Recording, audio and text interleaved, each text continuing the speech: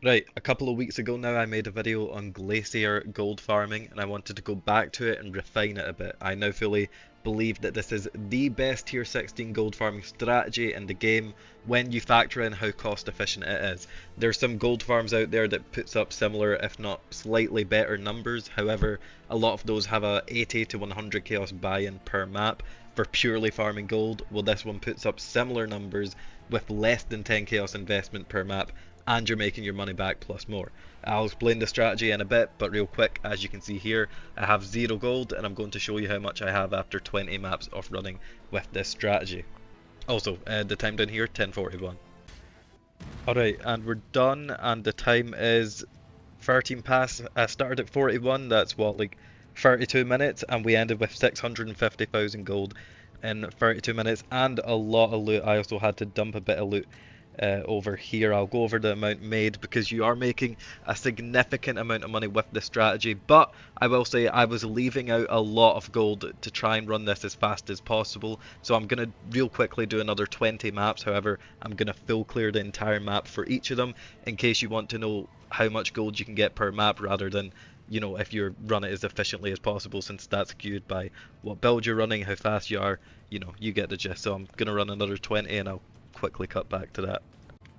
Alright, and that's me done full clearing those maps, and I made 928,000 gold in 20 maps. Tier 16, not tier 17, with 5 scarabs that all cost 1 chaos each. It is absurd. This was a bit longer than the speedrun that got me 650k. I think that 650k it took what, like 30 minutes, so that's like 1.3 million an hour. This one took like 50 minutes, so both methods, whether you just speedrun and rush the uniques or not, or whether you full clear the entire map, both methods are going to be over 1 million an hour. For me it was 1.3 million at the best if you have a better and faster build, because my build is honestly not amazing for this. I do die sometimes, my clear isn't great, and sometimes I do spend an extra 10 seconds, you know, killing the possessed spirits or the boss. So if you do have a better build, realistically the strategy is a 1.5 million gold an hour strategy, maybe a bit higher even. As for the money made, remember it was only 5 chaos per scarab invested. This is all 40 maps, the money made from that. So 5 chaos per scarab, 5 scarabs, 40 maps, that's 200 chaos. Then 400 chaos for the 48 mod glaciers, then 120 chaos for the domination mapcraft. That's what, 720 chaos. I don't know. Let's just call that 4 divines. I think that sounds about right. Yeah, I think that's 4 divines. So 12 divines was made in 40 maps as a byproduct of farming 1.5 million gold.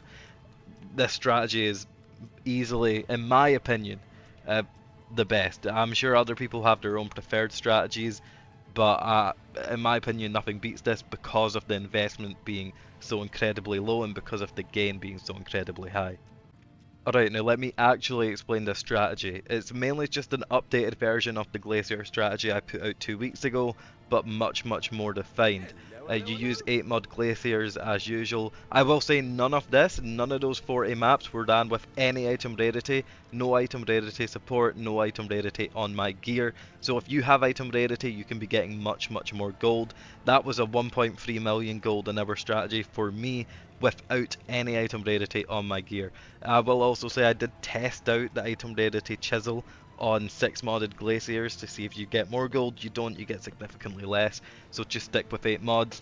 Back when I made my first video 2 weeks ago, glaciers weren't exactly, you know, a meta map, so they were hard to buy 8 modded. They're extremely easy to buy 8 modded these days. Everybody's selling and farming it, I'm assuming, because of like the Titanic Scarab of Legends, is it, or the one that adds, you know, reward tiles to all the uniques, and because of probably gold farming too.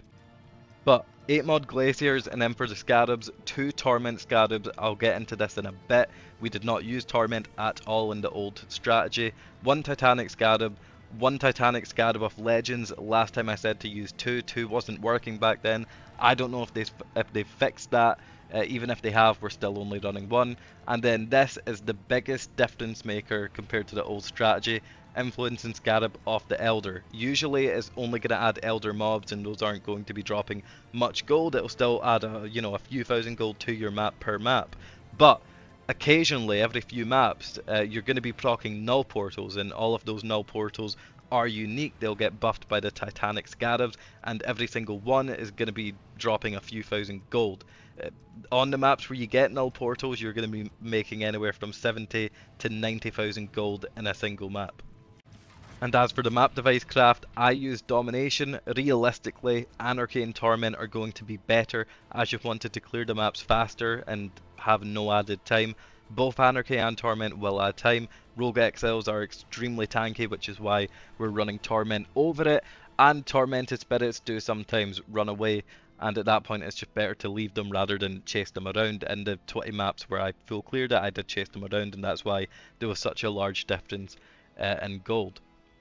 Okay, as for the Atlas tree, it's pretty simple. We take all the quant, we take all the map modifier effect. We don't take this because we're running 8 mods and they don't have chisels. We take all of the torment nodes except from this one over here. Again, we do not take rogue exiles just because with the Titanic Scarabs, you're basically fighting multiple uber bosses in every single map. It's not fun.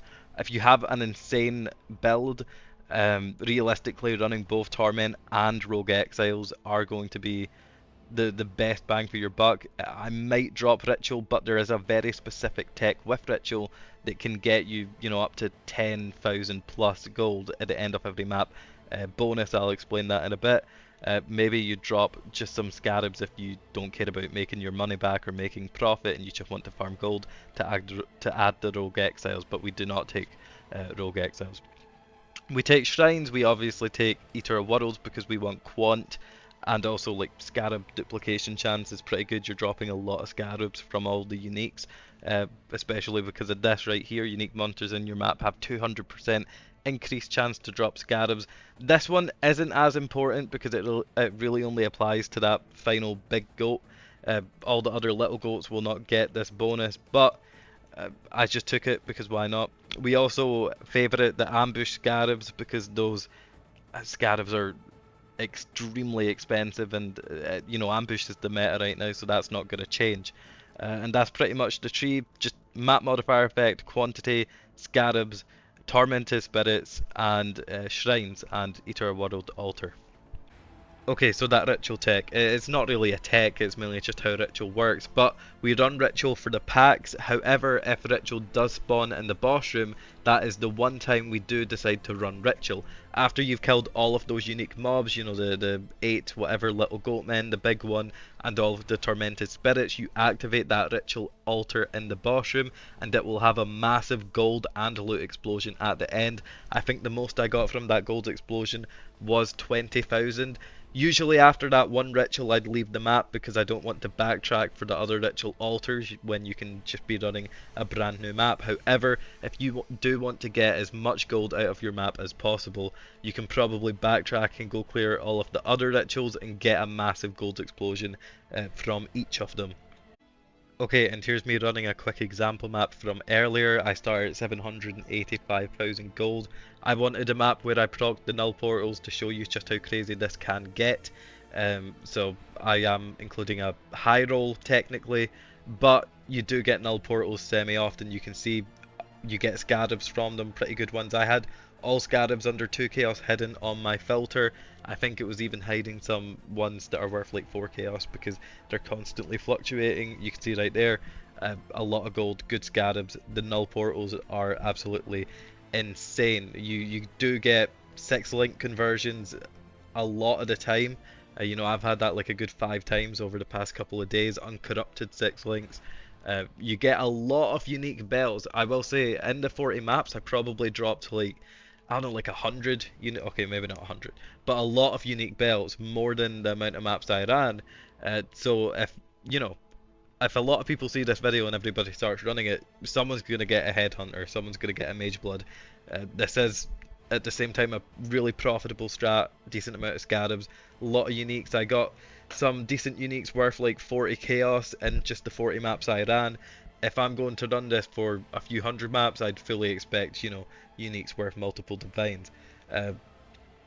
But what you could do to maximize it, you could proc these altars right now and kill the mobs, but those mobs don't have any uniques or rares, so it really doesn't drop a lot of Look, I think I'm leaving some tormented spirits behind because you really don't want to go chasing them if they're running away from you. You kind of just want to kill them as they're running with you.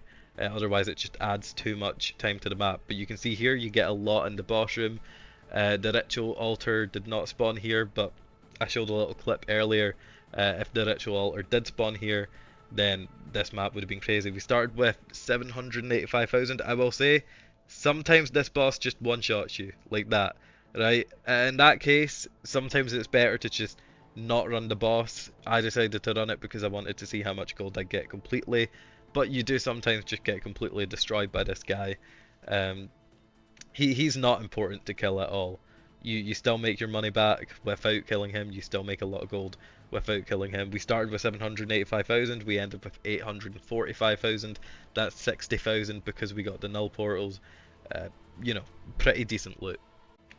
Alright, and that's the video. If you want to farm gold, this is in my opinion the best gold farming strategy in the game right now. There's others that are either slightly better or pretty competitive with the gold per hour that this can make, but those require like a 60 plus chaos buy-in, and you usually don't make that back, or you make, you know, you like break even essentially. For the little you invest with this strategy, the amount of gold you make and the amount of currency you make, with it pretty much being a pretty competitive money making strategy on its own before farming gold, this is 100% in my opinion the best gold farming strategy. But maybe I am a bit biased. Anyway, if this video helped you at all, consider subscribing. You don't have to, but I do, you know, pretty much post everything that I find out and everything that I think is neat. So yeah, consider.